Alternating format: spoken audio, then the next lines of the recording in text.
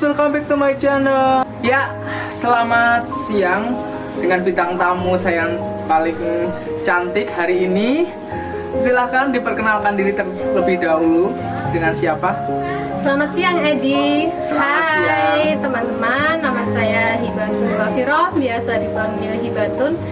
Kalau orang bilang tak kenal maka tak follow, jadi boleh di follow ya Instagram saya @furayahome, FURAYAHOME, atau di akun TikTok juga bisa sama @furayahome.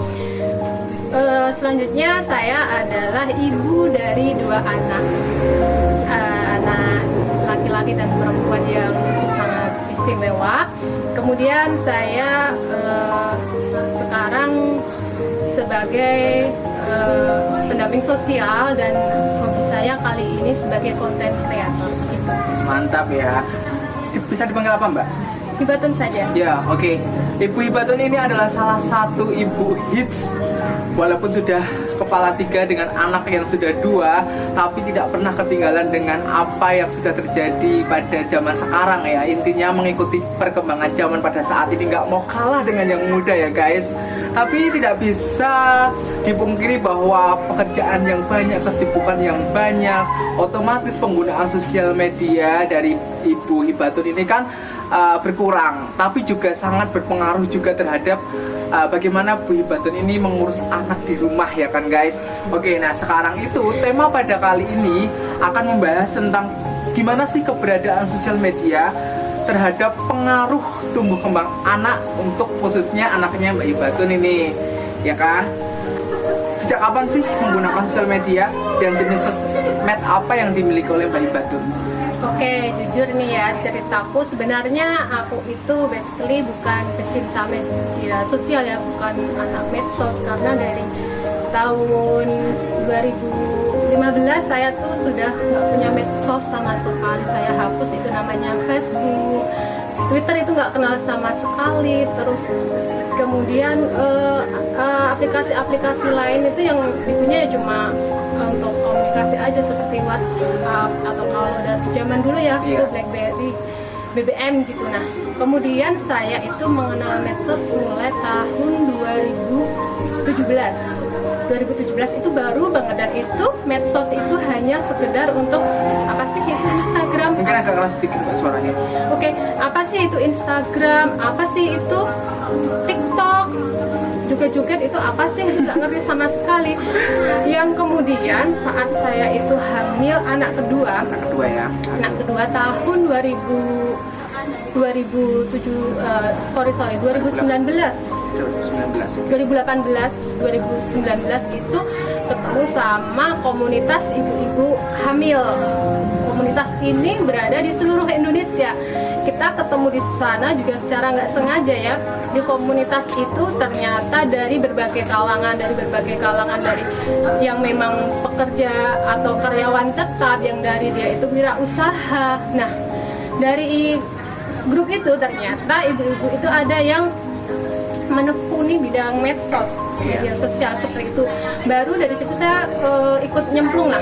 Tapi ikut nyemplung di situ dalam artian saya itu belum mengerti apa sih benefitnya dari medsos itu, atau cuma sekedar kita menghabiskan waktu scroll aja seperti itu, belum tahu manfaatnya seperti apa. Sampai akhirnya saya mulai menekuninya itu baru dari belum ada setahun ini, kurang lebih ada 9 bulan. Dari 9 bulan itu juga saya belajar dari teman-teman saya yang sudah jadi influencer, jadi content creator, atau jadi inspirator lainnya seperti itu. Oke, sekarang aku mau menanyain perubahan momen terhadap penggunaan sosial media. Untuk dulu mungkin Mbak Hibatun ini memiliki medsos, tapi medsosnya hanya sekedar Facebook, Twitter yang hanya untuk update status, hanya untuk lihat status orang komen seputar kayak gitu aja ya. Iya. Tapi untuk semakin kesini dengan penggunaan media sosial ini menjadikan Mbak Hibatun itu ada motivasi tersendiri untuk membentuk untuk berkarya lah, intinya berkarya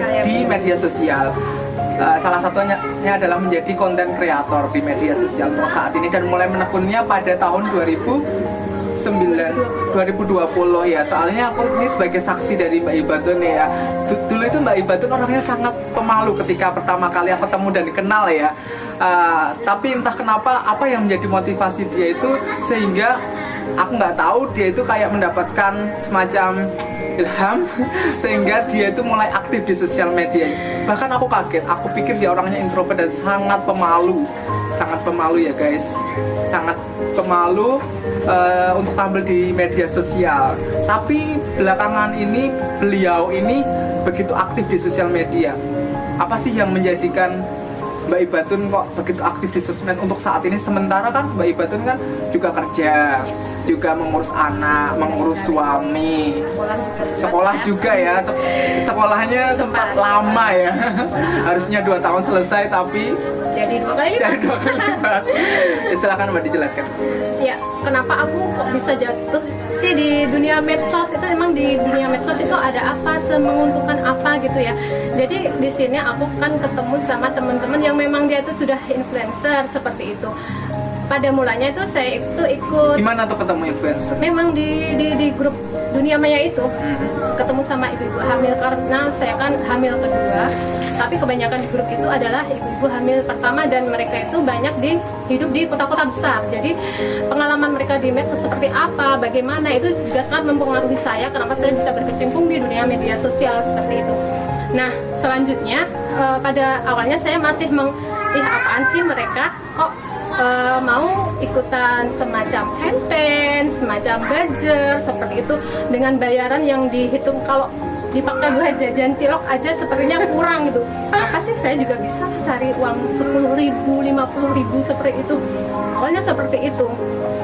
Nah, akhirnya saya tertarik itu pertama kali saya itu ikut jadi buzzer.